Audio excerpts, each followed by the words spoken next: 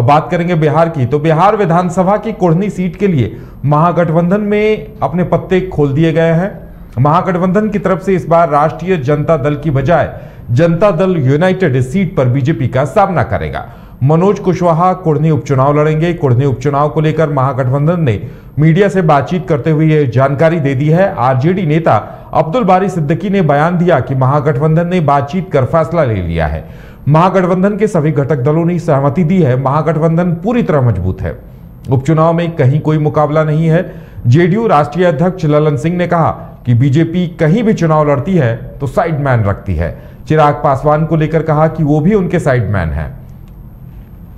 JDU संसदीय board के अध्यक्ष उपेंद्र कुशवाहा, प्रदेश अध्यक्ष उमेश कुशवाहा, कांग्रेस प्रदेश अध्यक्ष मदन मोहन झा समेत कई नेता महागठबंधन की इस प्रेस वार्ता में मौजूद थे और एक तरह से महागठबंधन ने पूरी तरह से इस बात को लेकर खुलासा कर दिया है कि कुढ़नी जेडीयू लड़ेगी और मनोज कुशवाहा महागठबंधन के प्रत्याशी होंगे।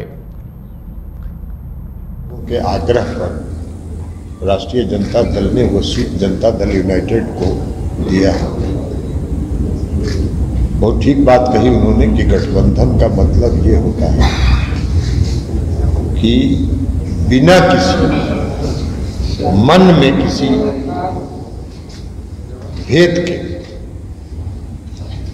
गठबंधन धर्म के गठबंधन को आगे बढ़ाने के लिए त्याग किया और हर लोग उसके लिए, हर पार्टी उसके लिए तैयार है। लेकिन हमारे आग्रह पर जो राष्ट्रीय जनता दल ने, हम लोग के आग्रह पर जो राष्ट्रीय जनता दल ने वो सीट जनता दल यू के लिए छोड़ा है, उसके लिए हम राष्ट्रीय जनता दल के राष्ट्रीय अध्यक्ष आदरणीय लालू प्रसाद जी और बिहार के उप मुख्यमंत्री माननीय तेजस्वी प्रसाद यादव जी का आभार और धन्यवाद उनको देते हैं। उन्होंने एक अच्छी मिसाल पेश की है गठबंधन धर्म के हित में। और जहां तक जनता दल यू के उम्मीदवार का सवाल है, तो कुढ़नी विधानसभा उपचुनाव में जनता दल यूनाइटेड ने यह निर्णय लिया है कि मनोज कुशवाहा विधायक रह चुके हैं, वो जनता दल यू के उम्मीदवार होंगे इस उपचुनाव में। मुजफ्फरपुर में जो कुढ़नी सीट थी, यहाँ से हमारे विधायक होते थे अब सैनी जी, अनिल सैनी पहले राज्यसभा सदस्य भी थे वो। तो इस बार हमारे माननीय मुख्यमंत्री जी के आग्रह पर हमारे राष्ट्रीय अध्यक्ष जी ने यह निर्णय लिया। और ज्यादा जानकारी के लिए इस वक्त हमारे साथ हमारे संवाददाता प्रणव जुड़े हुए हैं। प्रणव, जिस तरह से कुढ़नी विधानसभा को लेकर महागठबंधन ने अपने संयुक्त प्रत्याशी का ऐलान कर दिया है, तो अब इंतजार इस बात का होगा कि बीजेपी किसे चुनाव में उतारती है। बिल्कुल, देखिए महागठबंधन की तरफ से बात करें तो उम्मीदवार का ऐलान हो चुका है और मनोज कुशवाहा जदयू की तरफ से हैं, जदयू कोटे से हैं, उन्हें टिकट दिया गया है। अब इंतजार है सभी को कि बीजेपी अपने पत्ते कब खोलेगी। हालांकि अंदर खाने की अगर बात करें तो बीजेपी ने सब कुछ तय कर लिया है। कल दिल्ली में बैठक हुई थी, केंद्रीय मंत्री नित्यानंद राय मौजूद थे और भी कई केंद्र सरकार के मंत्री मौजूद थे। बिहार के कई बड़े नेता वहां पे मौजूद थे। संजय जायसवाल मौजूद थे। बिहार विधान परिषद के जो नेता प्रतिपक्ष है सम्राट चौधरी, वो भी उस बैठक में शामिल थे और बैठक काफी लंबी चली और कहीं ना कहीं ये बातें निकलकर सामने आ रही है कि बीजेपी ने भी अपना प्रत्याशी तय कर लिया है। वो बस इंतजार कर रहे थे कि कब जदयू अपने पत्ते खोलेगी, उसके बाद बीजेपी इसकी घोषणा करेगी। और क्योंकि देखिए 2-3 नाम हमेशा से बीजेपी अपने साथ रखती है। जब भी बीजेपी किसी का नाम फाइनल करती है उसके पहले एक लिस्ट तैयार कराया जाता है, जो स्थानीय नेता है या फिर बिहार स्तर के बड़े नेता हैं उनके द्वारा लिस्ट तैयार किया जाता है कि किसका किसका वोट बैंक है, किसका बेहतर परफॉर्मेंस रहा है। उस आधार पे लिस्ट जाती है और उस 3 नाम में से किसी एक नाम को फाइनल किया जाता है, उसी पर मुहर लगती है। तो कहीं ना कहीं बीजेपी की तरफ से भी जो तैयारी है वो पूरी है। और आज महागठबंधन ने संयुक्त रूप से एक प्रेस कॉन्फ्रेंस किया था जदयू कार्यालय में। जब जदयू कार्यालय में प्रेस कॉन्फ्रेंस का आयोजन किया गया उसी समय अंदाजा लग गया था कि टिकट जो है वो जदयू के खाते में जाएगी। हालांकि पहले जो 2 उपचुनाव हुए उस समय ये चीजें स्पष्ट हो गई थी कि इसके बाद जो भी उपचुनाव होगा उसमें जो टिकट है वो जदयू के खाते में जाएगा। क्योंकि फिलहाल जो 3 उपचुनाव हुए लगातार कह सकते हैं कि राजद के ही प्रत्याशी को टिकट मिला। तो ये कंफर्म था पहले से भी कि कुढ़नी विधानसभा क्षेत्र में जब उपचुनाव होंगे तो खाते में जो टिकट है वो जदयू के खाते में जाएगी। वही हुआ है। मनोज कुशवाहा हैं, उनको टिकट दिया गया है। 3 बार विधायक रह चुके हैं कुढ़नी से। 2005 में 2 बार बिहार में कह सकते हैं कि विधानसभा चुनाव हुआ, दोनों बार उन्होंने जीत हासिल की, बीजेपी के ही प्रत्याशी को हराया था। उसके बाद फिर 2010 में वो लगातार तीसरी बार विधायक बने। तो परफॉर्मेंस की बात करें तो काफी बेहतर परफॉर्मेंस रहा है। उसके बाद उन्हें टिकट नहीं दिया गया था तो वो निर्दलीय लड़ने की तैयारी में थे, लेकिन पार्टी ने उन्हें किसी और जगह से टिकट दिया तो वो माने नहीं और चुनाव नहीं लड़े थे। तो एक बार फिर से उन्हें जिम्मेदारी मिली है, टिकट मिला है, तैयारी भी उनकी पूरी चल रही है। नामांकन अब जल्द करेंगे, आज घोषणा हो चुकी है विधिवत, तो अब देखना होगा कि नामांकन कब करेंगे। और सबसे बड़ी बात यह है कि अब कह सकते हैं कि जिस तरीके से जदयू ने अपने पत्ते खोले हैं, मनोज कुशवाहा को टिकट दिया क्योंकि काफी प्रबल दावेदार थे, 3 बार विधायक रह चुके हैं, जनाधार भी उनका काफी अधिक है और वहां काम भी किया है, लोगों में उनके बीच लोकप्रियता भी है। तो कहीं ना कहीं ये फैक्टर जो है वो राजद के लिए भी या फिर महागठबंधन के जो अन्य घटक दल हैं, 7 घटक दल, उनके लिए भी काफी लाभदायक हो सकता है। इसी सोच के साथ कह सकते हैं कि मनोज कुशवाहा को टिकट दिया गया। जी उदय।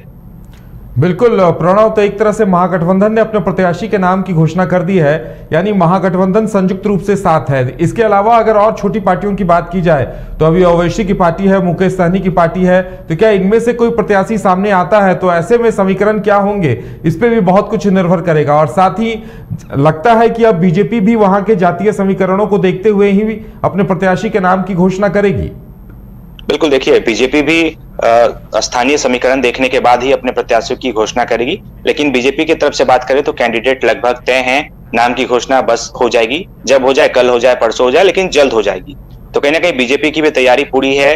अन्य छोटे घटक दलों की बात करें तो चिराग पासवान ने समर्थन दे दिया है बीजेपी को, बीजेपी के लिए चुनाव प्रचार करेंगे, उनके लिए वोट भी मांगेंगे।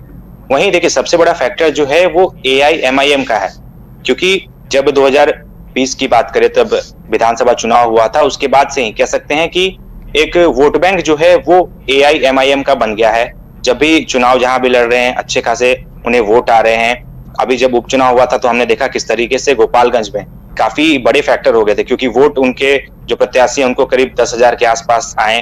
तो 10,000 वोट काफी मायने रखता है, क्योंकि विधानसभा चुनाव है, जीत और हार का मार्जिन, खासकर बात करें कुढ़नी की या फिर गोपालगंज की, तो मैच 1000 से 2000 का ही फासला रहता है। ऐसे में यदि किसी छोटे दल के जो प्रत्याशी हैं वो 5 से 7,000 या 10,000 वोट काट दे तो वो कहीं ना कहीं घातक हो जाता है किसी के लिए भी। बीजेपी के लिए भी घातक हो सकता है, जदयू के लिए भी घातक हो सकता है। वहीं अगर बात करें वीआईपी की तो मुकेश सहनी ने भी स्पष्ट कहा है कि हम अपना उम्मीदवार उतारेंगे, लेकिन मुजफ्फरपुर से जो सांसद थे पहले, उनकी पत्नी को यदि बीजेपी टिकट देती है तो हम बिना किसी शर्त के, यानी कि कह सकते हैं बिना किसी शर्त के उन्हें समर्थन देंगे, मुकेश सहनी ने स्पष्ट कहा है। लेकिन यदि बीजेपी उन्हें टिकट नहीं देती है, कोई और उनके उम्मीदवार होंगे, तो वीआईपी भी अपना उम्मीदवार उतारेगी। तो निश्चित तौर पे अगर वीआईपी अपना उम्मीदवार उतारती है तो कुछ वोट जरूर कटेंगे, दोनों के वोट कटेंगे, जदयू के भी कटेंगे, बीजेपी के भी कटेंगे, या फिर AIMIM अपने उम्मीदवार उतारेगी तो उसमें भी कहीं ना कहीं नुकसान जो है वो दोनों को होगा।